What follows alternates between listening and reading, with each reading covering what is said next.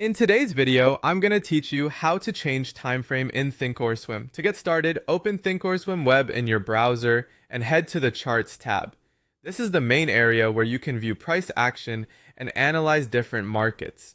Once you're there, load the symbol you want to study. This could be a stock, an ETF, a futures contract, or a forex pair, depending on what you're tracking. Make sure the correct symbol is loaded before changing the time frame, because the chart settings will apply to whatever instrument is currently on screen.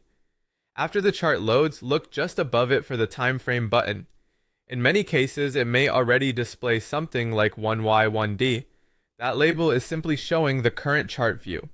The first part tells you how much historical data is being displayed, and the second part shows the candle or bar interval. So for example, 1Y, 1D means the chart is showing 1 year of data using daily candles. Go ahead and click that time frame button. A menu will appear with preset time frame options you can choose from. These presets are designed to help you switch quickly between short-term and long-term chart views without having to manually adjust settings each time.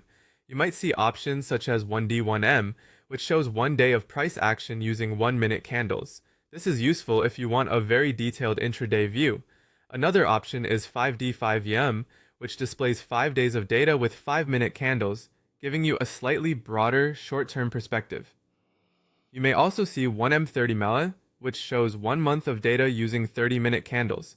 That can be helpful for spotting swing trends while still keeping some intraday detail.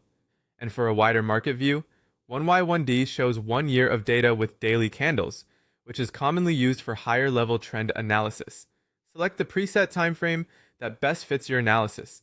As soon as you click it, the chart updates immediately. There's no extra save button or confirmation step, so you can move quickly between views and compare market behavior across different time horizons. If you're analyzing short-term setups, smaller intervals can help you see more detail. If you're looking at broader trends, larger timeframes usually make the chart easier to interpret, and that's